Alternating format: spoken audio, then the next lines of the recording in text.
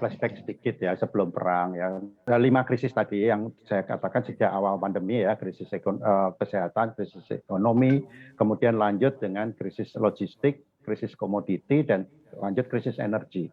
5 krisis ini kita bertahan selama 2 tahun itu mencoba menahan diri dengan mengurangi margin dan lain sebagainya. Tapi akhir tahun 2021 dan awal 2022 banyak perusahaan-perusahaan industri makanan minuman yang sudah tidak bisa bertahan lagi dengan harga lama, sehingga kita sudah menaikkan harga secara bertahap. Ini sebelum perang Rusia-Ukraina ya. Nah, untuk perang Rusia-Ukraina ini kalau industri itu kan kebanyakan kita punya planning agak panjang ya. Kita tidak serta-merta bisa naikkan harga.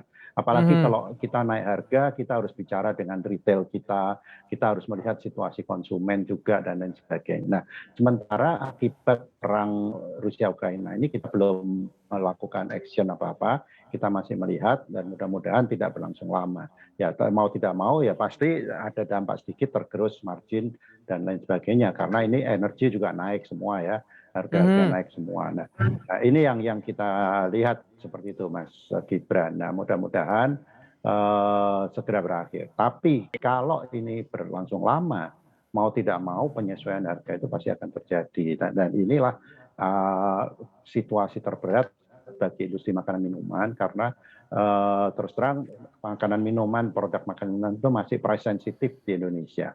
Nah, begitu ada kenaikan harga sedikit tentu akan berdampak terhadap penjualan dan lain sebagainya. Apalagi tadi Pak Andri bilang ada tekanan inflasi dan lain sebagainya, ini pasti terjadi. Dan ini hanya Indonesia saja, dunia. Karena akibat ini banyak sekali, bukan hanya komoditi bahan baku saja, tapi energi dan bahan kemasan. Bahan kemasan ini juga ikut meningkat kalau ini terjadi cukup lama. Seperti itu, Mas Gibran.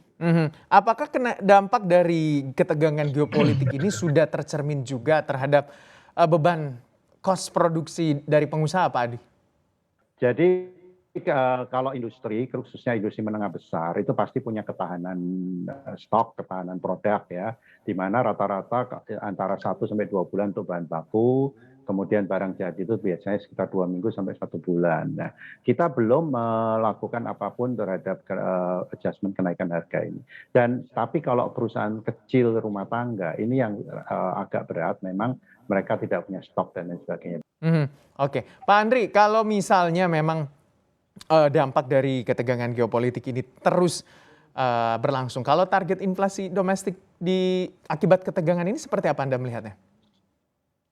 Kalau kita lihat baseline kita untuk tahun ini sebelum terjadi perang sebenarnya angka inflasi berada di kisaran 3,3% ya. Tahun ini dengan mempertimbangkan adanya recovery ya dari pemulihan di sisi spending masyarakat. Kita lihat sebenarnya Indonesia ya memasuki tahun 2022 itu dengan sangat baik. Kita lihat adanya recovery di indeks spending kita yang terus meningkat, bahkan angkanya itu sudah melampaui dari posisi tahun 2019. Beberapa sektor juga sudah mencatatkan pertumbuhan yang relatif lebih baik dibandingkan dengan performance 2019. Tentu saja sektor-sektornya masih terkait dengan yang commodity related dan logistics tadi. Nah, kalau kita bicara angka inflasi kemudian dengan adanya faktor perang ini, tentu saja tadi yang kami sampaikan di awal, inflasi akan datang kepada input cost tadi ya, pressure dari input cost. Jadi sisi supply side-nya tadi, apalagi kalau ada pressure dari sisi spekulatif ya, dengan memanfaatkan momentum ini terus ada kekhawatiran akan kekurangan komoditas ini sendiri. Nah, ini akan meningkatkan pressure di awal. Namun kalau kita bicara bagaimana inflasi domestik ke depan, sebenarnya kita perlu melihat juga bagaimana langkah pemerintah kemudian ya, apakah kemudian akan ada penyesuaian dari sisi administered price ya, atau harga-harga yang diatur oleh pemerintah seperti BBM ya, tarif listrik. Kalau misalnya sepanjang tahun 2022 ini misalnya masih ditahan ya dengan harga yang sekarang, saya rasa inflasi memang masih bergerak di kisaran 3-4%. Namun kalau ada penyesuaian ya tentu saja kita lihat dari angka elastisitasnya nanti. Ya, yang bisa saja kalau misalnya peningkatannya itu adalah penyesuaian dari tarif bahan bakar ya tentu saja akan bisa mengerek angka inflasi bisa saja di atas 4%.